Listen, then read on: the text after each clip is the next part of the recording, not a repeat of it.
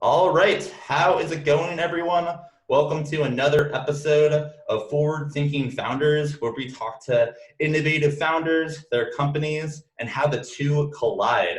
Today, we have Kristen Terrell on our podcast, who is the co-founder and COO of Catch. Kristen, how's it going?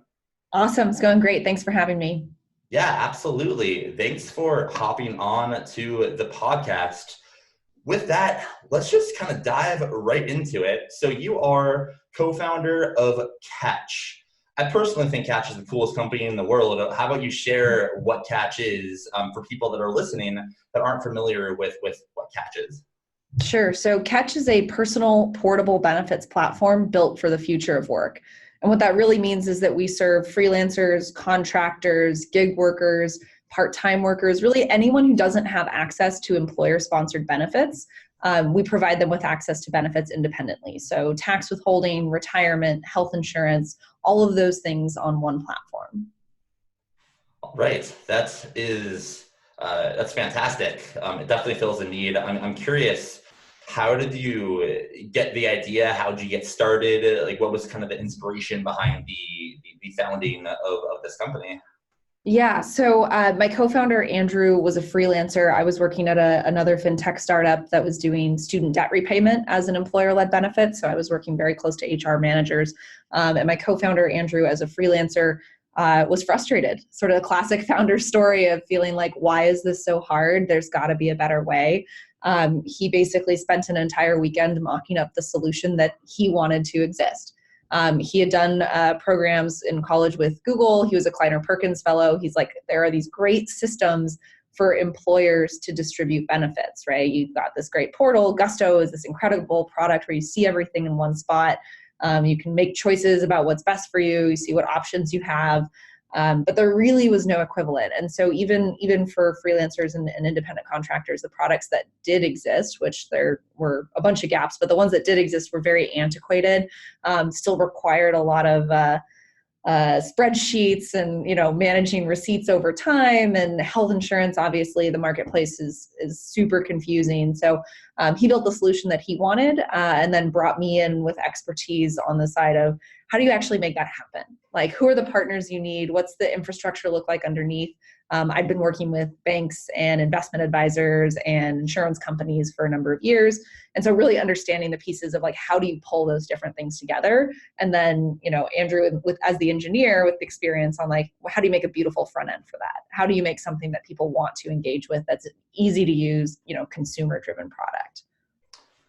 Yeah, thank you for sharing all of that. I remember when I first discovered Catch, it definitely is beautiful. The UX matters a lot, I feel like, and the UI, but as kind of the years go on, I feel like design matters more and more, and you definitely have that nailed down.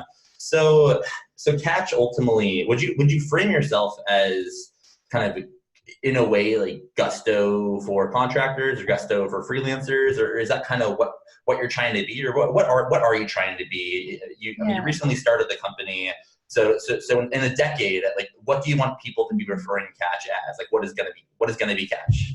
Yeah, I think that's a great question. I think one of the challenges that we have is that the market that we're talking about here is there's not one word that describes it. It's really easy to fall into the world of saying it's about freelancers or it's about gig workers. This is like health insurance for Uber drivers, right? And those are certainly our customers, but they're not our only customers, right? And so I think there's this complex world about how work is changing and how people sort of identify with work and like what their sort of self-understanding of what they do. And so what we say about our market is it's everyone who doesn't get insurance through work, right? Maybe that's someone who works a W-2 job, like at two different places for 20 hours a week, or someone who is pulling together income from different sources, or maybe you're at a startup and it's a small company and they don't offer retirement and health insurance because they only have 5 people, right?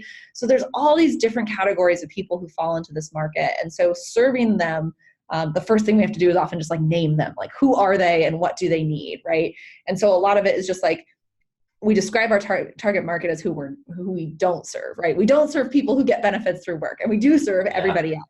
And so what we see this company as being in 10 years is the benefits company for people who don't get benefits from an employer, right? Like it's kind of it's a very meta way to describe it, but Gusto very much does an excellent job in leading the way as a value creator in this space for companies, for small B2B companies. We use Gusto internally. They have an incredible product. Their mission is to move enterprise. Like that's where they're going. They're going to do a great job. Amazing company, amazing founders. But what we see is that like what they've done, and if you've ever used Gusto as an employee, you may not be as familiar with Gusto as an employer experience looks like. And they do an excellent job in being proactive for me as an employer about regulation that's changed for workers' comp, or like the tax rate got changed by a vote last year, right? And Gusto takes care of all that stuff with just like an email to me and says, hey, FYI, this thing happened, and like your employees are totally covered. We've upped the amount that you're contributing to workers' comp by $8 a month or whatever it is. And that's just done and it's taken care of, right? And I think that that's the sort of experience that's really missing for consumers, where all of these products, taxes, retirement, health insurance, they're very complicated, they're very regulated, and people don't have an intimate understanding. And from our perspective, they really shouldn't have to. There should be things that work on their behalf, just in the same way that Gusto does for me as a business owner. Yeah, that's all fascinating. I think that the way of thinking of we are, or you are the benefits company for people who have employers that like don't give benefits is super interesting. I also think that many listening will be like, oh, that's like a nice niche. But actually, what I'm sure you know, and well, obviously you know because you started a company in it, is that niche is growing pretty quickly. Can you tell us your thoughts on kind of the gig economy, the freelance revolution, like whatever you call it? Like, why did you decide to kind of capture this small market that's growing super quickly? Because that's exactly kind of how you position yourself, at least in my opinion. Yeah, that's right. So I think again, like if you look at any given piece, they look very small, right? Like the number of people who only earned 1099s last year, if that's a metric you want to use, is 10 million. That's not a huge market in terms of like billion-dollar startups, right? And so you said, okay, well, there are only 10 million people who are full-time earning freelance. Now, you can definitely build a profitable business where all you focus on is like full-time 1099s. And a lot of people have tried that, all at like Zen 99, like all the 99 companies that like have 99 in the name. They're really focused on those people who earn 1099. There's about 10 million who only earn 1099. There's 20 million people who earn both a W-2 and a 1099, right? So now you're talking even just 2x the market of people who are earning some income on the side through other ways. That's the target that we think is growing the quickest, right? Like there's a lot of people, this is the conversation around adding side hustles or freelancing on the weekends, or doing like a passion project for something that's not really related to what you do. That group of people is growing very quickly. And those people at a minimum need support setting aside for taxes, right? Like because they earn that 1099, right? And then you've got this group of people, there are actually 50 million W-2 workers who don't get benefits from work, right? Like, again, whether it's a small company or they're being held at like 35 hours a week so that they won't cross that threshold, or, you know, like any of those different categories. Service workers oftentimes don't get benefits, or if you're just like working 2 different jobs, right? W-2s from each, you're considered part-time, but you're really full-time because you're working 2 of them. There are 50 million people there who don't get benefits, right? So we're talking health insurance, retirement, life insurance, vision, dental, all of those things shouldn't have to be totally separate products. There should be a way to bring them together. So that 80 million people is the total addressable market we see now. But by the way, that's not including any of the people who are working at traditional W-2 jobs where they do get benefits, but want to move into the freelance economy, right? People who are like, I want to work for myself, and the reason I don't is benefits. Like, we think that's a market. We haven't even sized that market yet because we know there are people who are sort of waiting. They're like, I need a solution for benefits. Like there is no solution for benefits, so I have to stay at this job that I don't like very much. So we think there's a huge opportunity to unlock another X number of millions of people who want to move to that world. So because benefits is like a patchwork of coverage, like there's a bunch of different things. Some people need all of it. Some people need some of it.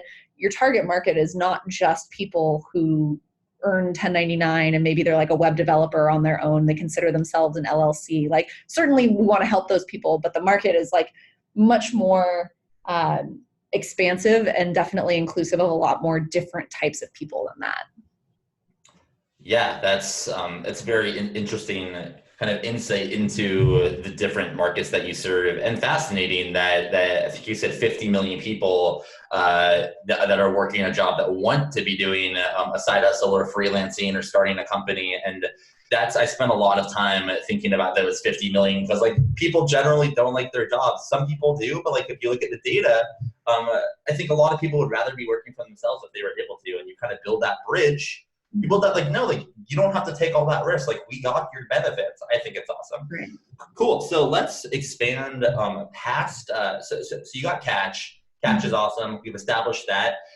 Let's put that to the side and just look at the future, kind of in general. What are kind of industries that are being built today that either exist, that are big or smaller, that will exist, that interest you, that you think are going to kind of make a big impact on the future, whether that be a future of work or education or healthcare or any of this stuff? Like, what are industries that interest you that might be outside of what you do on the day-to-day? Yeah, that's a great question. We spend a lot of time thinking about the future because the world we're trying to serve exists sort of, but the one that we see coming is really what we're building for. So I think that the best way that I have to describe how I think about the future is that like the employment stack is changing. So the entire employment stack is different, and it's going to be different. And a few people live in that world, but if you look at everything from like how we're thinking differently about higher education, right? Whether it's an increased investment in trade schools or like the continuous learning platforms, like, yes, there are still a lot of people who go to college. Yes, that's fine. There still will be for a while, but we're fundamentally changing some of those building blocks at the very earliest stages, like with Lambda School and all of those other sorts of things, like all of the income share agreements. We're rethinking how student debt is taken on and managed. So the first step of the employment stack of like where you earn your skills looks very different, right? And there's a huge opportunity to change how people work and like how they get the skills they need for that work. And I think some of the things that, speaking of the MasterCard Center for Inclusive Growth is doing some research into this, but this idea of like, how do you build lifelong learning solutions? Like everyone has this sense that like going to school from 18 to 22 is not going to equip you for what the world looks like when you're 50. So how do you rethink like where you earn skills and how you earn them throughout your career? So that's like the first layer is like the skills training education layer. The next layer I think is like the remote work layer of like, where do you actually work? I'm actually fairly bearish on remote work for Catch at least, and that might disappoint a lot of people. But what I have to say is I think remote work is excellent for lots of different types of companies, but not necessarily every company. I mean, the type of work that we're doing is exceptionally complex, very ambiguous problem solving, and the ability to like very quickly connect and have sort of in-person meetings is important. But I think the technology is sort of catching up and find better ways of allowing people to collaborate from different locations. I think that's a huge fundamental change in the way that people work, right? So like where you are actually located when you do it, there's lots of tools that's making that easier. And then on the financial services side, I think that's where Catch sort of sits. Is like, how do we rethink how products and services are delivered if the employer and like the HR department is no longer the point of distribution for so many of these products? Like, what does that change? Banks have started to take on some of this stuff. Like there's a lot of players that are sort of saying like, how do we deliver these other products to people who work in more of a portfolio career, right? And then that's the sort of last piece of it is like, who do you work for? So not just like whether you're remote or not, but it's like, are you building like lots of different jobs that you pull together to have an income, or are you building like one job, like this idea that you start at 22 and stay till 65 at like one company? There isn't really that story anymore.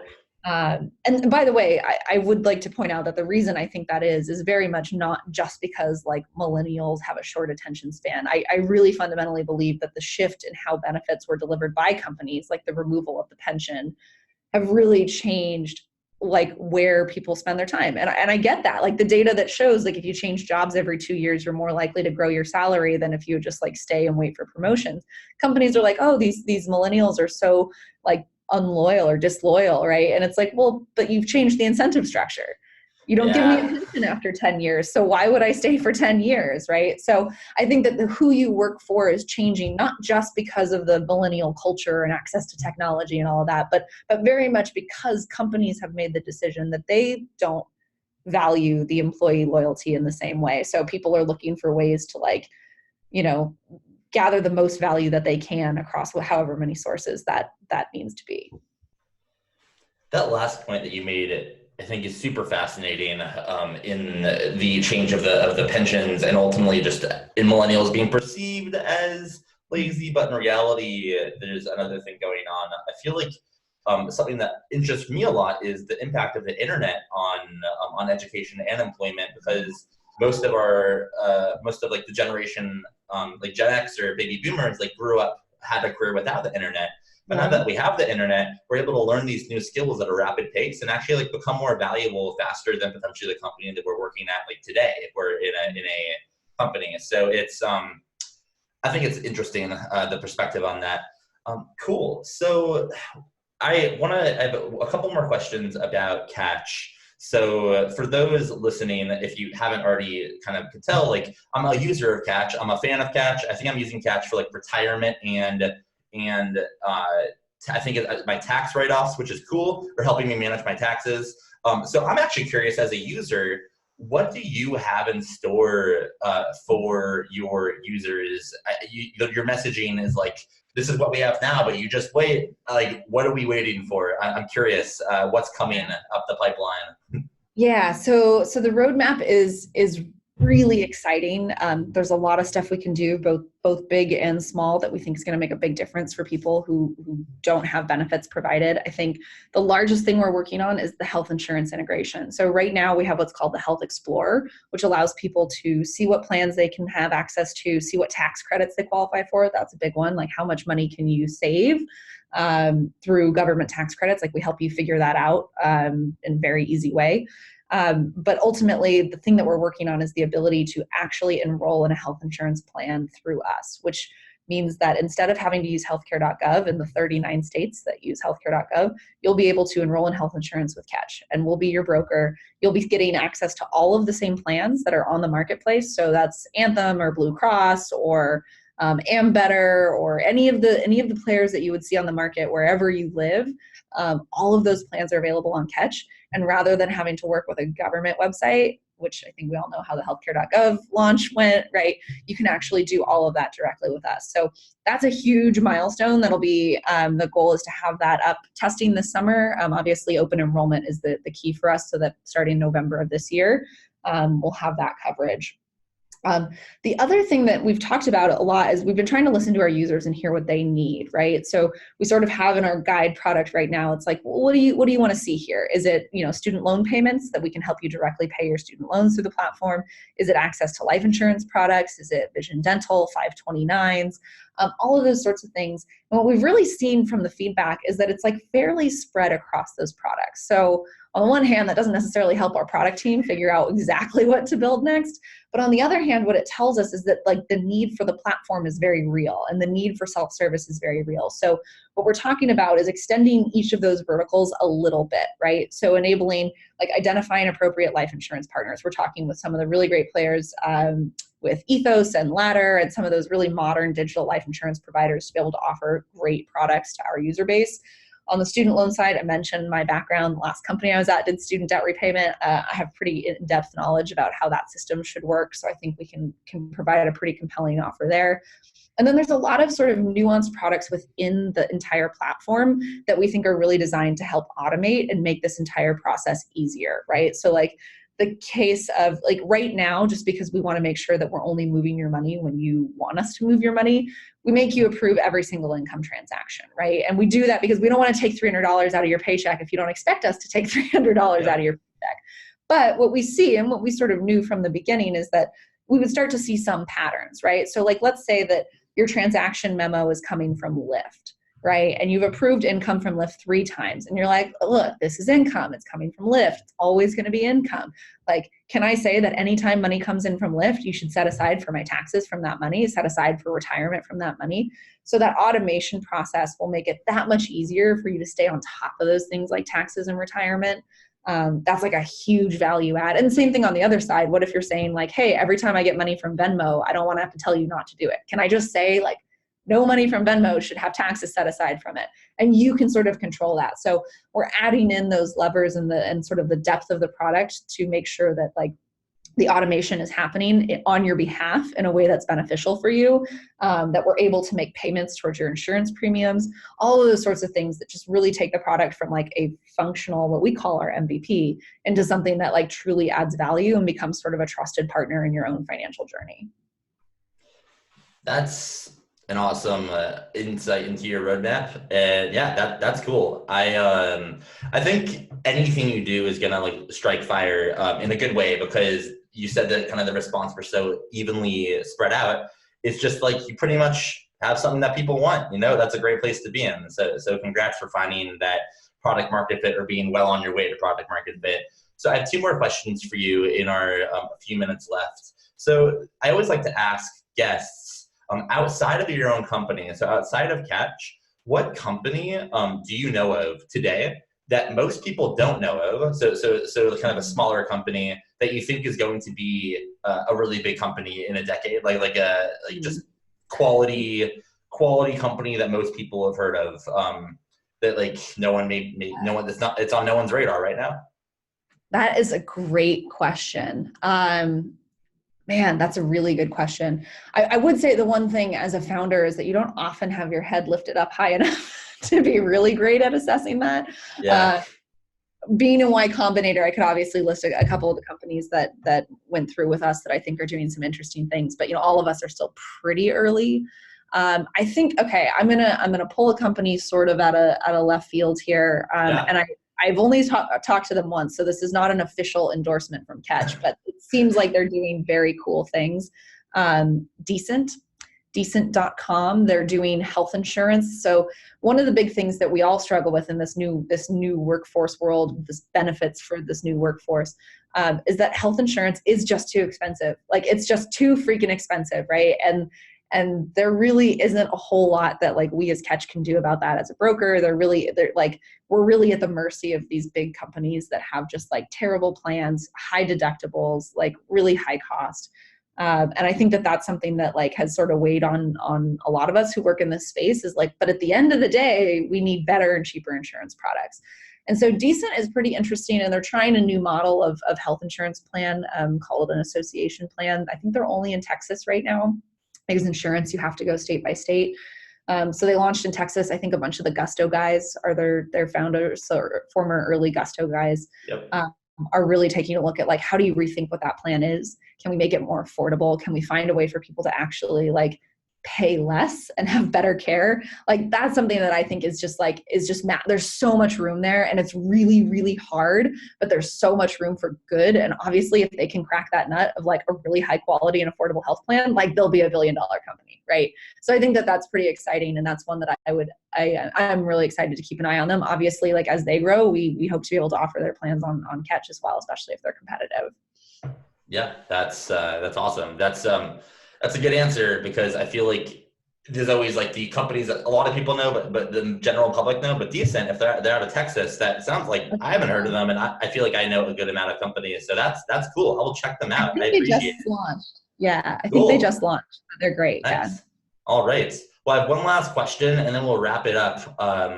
So you are definitely building the future with Catch. Like, you are being the place where people that don't get benefits from their employer get benefits from you. You are kind of riding this wave as it gets bigger and bigger, and you're building the future. So what advice would you have for someone listening to this podcast who wants to build the future, who wants to impact a lot of people, but just like hasn't done it yet, or hasn't kind of come up with the idea yet? Do you have any piece of quick advice you would have for any of the listeners that kind of want to build something impactful as well?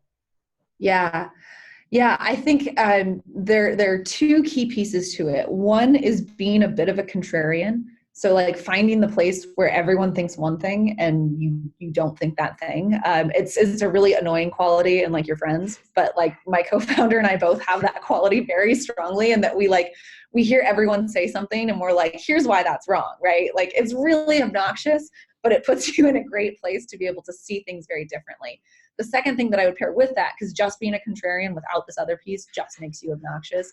But with the other piece, if you have the ability to like really understand what problems people have, like then you have an opportunity to sort of like unite those two skills. Because like what I hear a lot from like a lot of founders and a lot of people who are like, I want to be in startups, I want to like change the future, I want to like disrupt the world. Like they have that as the goal. Like the key is like, what's the problem you're solving? I ask like founders this all the time. I'm like, okay, so like what problem are you solving?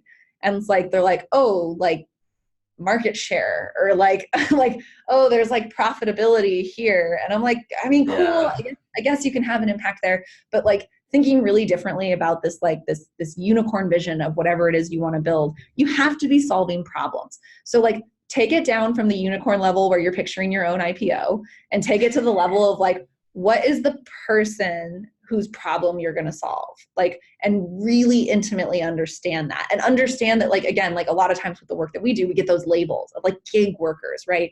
But it's like, no, it's like a person. So who's that person who's doing this thing? What are they struggling with? And how do you fix that? Like, if you stay very centered on that, you have a much better chance of like being very successful because you're solving a problem, right? And if it's a B2B, so I'm B2C, you'll hear that very strongly when I talk about the individual and the problem. It could be a company, but even still, there is an individual inside of whatever company you're trying to sell for, and they are a person. So being able to say, like, what is the problem I'm trying to solve, and how do I see the world differently than everybody else does? Then that's where you can start to say, like, this is the future that I see, and it's different than the one that everyone else is building towards. So I'm going to build the thing that takes the future the way that I want it to go. All right. Well, you heard it first here. Thank you so much for hopping on to the Forward Thinking Founders podcast, giving that advice and giving us your time and insights. So yeah, I appreciate your time, and I hope everyone listening enjoyed everything you had to say too. I'm sure they did. So thank you so much for hopping on. Great. Thank you. Have a good one. Well, yeah, you too. And for everyone listening, I hope you all have a great day. See you next week. Bye.